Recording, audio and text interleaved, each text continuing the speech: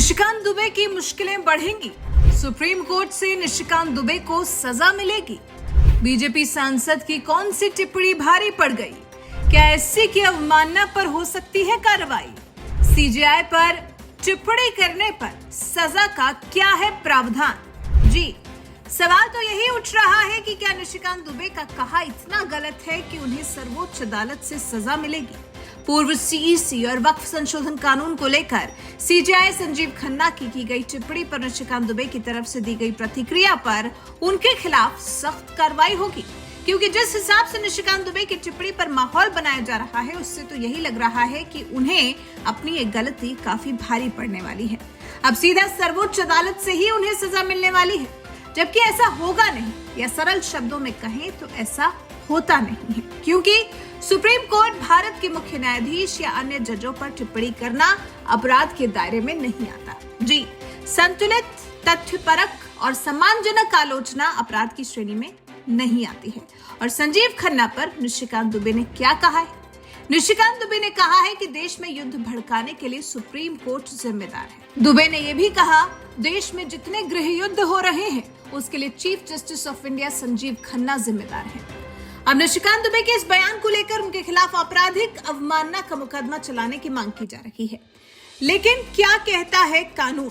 चलिए जानते हैं। क्या निशिकांत दुबे के खिलाफ चलेगा मुकदमा? क्या कहता है कानून? भारत के संविधान का अनुच्छेद 19(1)(a) अभिव्यक्ति की स्वतंत्रता की गारंटी देता है। हालांकि स्वतंत्रता पर अदालत की अवमानना कानून के तहत कुछ सीमाएं हैं जो कि कोर्ट की गरिमा और न्यायिक प्रक्रिया की अखंडता की रक्षा करती हैं। संविधान के अनुच्छेद 19(2) के तहत कुछ यथोचित प्रतिबंधों का भी प्रावधान है, जैसे कि न्यायपालिका की गरिमा, सार्वजनिक व्यवस्था, नैतिकता, इन मुद्दों पर संभल कर बोलने की अपेक्षा की जाती है। संतुलित, तथ्यपरक और सम्मानजनक आलोचना अपराध की श्रेणी में नहीं आती है, लेकिन अगर कोई टिप्पणी अवमानना के दायरे में आती है तो वो अपराध मानी जा सकती है। अब अगला सवाल यह हो सकता है कि भारत में कोर्ट की अवमानना कैसे परिभाषित की जाती है? कोर्ट आखिर किस अवमानना को मान्यता देता है? दो प्रकार की अवमानना को मान्यता मिली हुई है। पहला, नागरिक अवमानना। न्यायालय के किसी भी निर्णय, निर्देश, आदेश, रिट अथवा अन्य किसी प्रक्रिया या किसी न्यायालय को दिए गए उपकरण के उल्लंघन के प्रति अवज्ञा को नागरिक अवमानना कहते हैं। दूसरा, आपराधिक अवमानना। आपराधिक अवमानना का दायरा बहुत व्यापक है। इसका मतलब ऐसी टिप्पणियों या कार्य से है जो कोर्ट की गरिमा को ठेस पहुंचाए या कोर्ट को बदनाम करे, न्यायिक प्रक्रिया में हस्तक्षेप हो, कोर्ट की प्रक्रियाओं को बाधित करते हो। धारा 2C के तहत आपराधिक अवमानना में ऐसी टिप्पणियां शामिल होती हैं जो कोर्ट की निष्पक्षता पर सवाल उठाए या उसे अपमानित करे। जजों के खिलाफ व्यक्तिगत हमले जैसे भ्रष्ट या बिकाऊ कहना जो उनकी निष्पक्षता को कमजोर करे। ऐसी टिप्पणियां जो कोर्ट के प्रति जनता में अविश्वास पैदा करें। यही नहीं, संविधान भी अनुच्छेद 129 के तहत सुप्रीम कोर्ट को अवमानना की सजा देने की शक्ति देता है। संविधान का अनुच्छेद 129 सुप्रीम कोर्ट को कोड ऑफ रिकॉर्ड का दर्जा देता है। सुप्रीम कोर्ट की वेबसाइट के अनुसार संविधान के अनुच्छेद 129 और 142 के तहत उच्चतम न्यायालय को न्यायालय की अवमानना के लिए दंडित करने की शक्ति सहित स्वयं इस न्यायालय की अवमानना के लिए दंडित करने की शक्ति मिली हुई है। मतलब साफ है कि सभी टिप्पणियां अवमानना नहीं मानी जाती।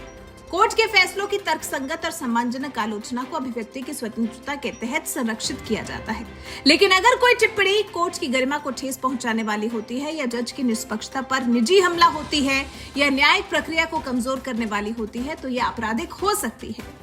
और अब जो बयान निशिकांत दुबे ने दिया है उसमें तो उन्होंने धार्मिक युद्ध और गृह युद्ध जैसे शब्दों का इस्तेमाल किया है। निशिकांत दुबे ने यह भी कहा, अगर कोर्ट कानून बनाएगा तो संसद को बंद कर देना चाहिए। अब देखना दिलचस्प होगा कि कोर्ट निशिकांत दुबे की इस टिप्पणी को अवमानना की कौन सी कैटेगरी में डालती है। लेकिन यहाँ यह जानना भी जरूरी है कि मान लीजिए इसे आपराधिक अवमानना करार दे दिया जाता है तो निशिकांत दुबे को क्या सजा हो सकती है। न्यायालय की अवमानना कानून 1971 की धारा 12 के तहत आपराधिक अवमानना के लिए अधिकतम 6 महीने के साधारण कारावास का प्रावधान है। अधिकतम 2000 रुपए का जुर्माना भी लगाया जा सकता है या फिर दोनों सजाएं एक साथ दी जा सकती हैं। हालांकि वैसे भी अभी पिछले कुछ दिन में देश में अभिव्यक्ति की स्वतंत्रता को कोर्ट की गरिमा के साथ संतुलित करने की चुनौती काफी जटिल रही है। अदालत की तरफ से बार बार कहा गया है कि वो आलोचना के लिए खुला है, लेकिन व्यक्तिगत हमले या संस्थागत अपमान बर्दाश्त नहीं करेंगे। अब देखते हैं इस मामले में निशिकांत दुबे को लेकर कोर्ट क्या रुख रखता है, क्योंकि सब कुछ कोर्ट के रुख पर ही निर्भर करता है कि निशिकांत दुबे के दिए गए बयान को वो कैसे लेता है। वैसे आपको क्या लगता है, निशिकांत दुबे सजा के पात्र हैं? क्या निशिकांत दुबे को सजा होनी चाहिए? इस बारे में आपके विचार हमें कमेंट कर जरूर बताएं। साथ ही हमारे इस वीडियो को ज्यादा से ज्यादा शेयर करें और हमारे चैनल को सब्सक्राइब कर बेल आइकन दबाना बिल्कुल न भूलें।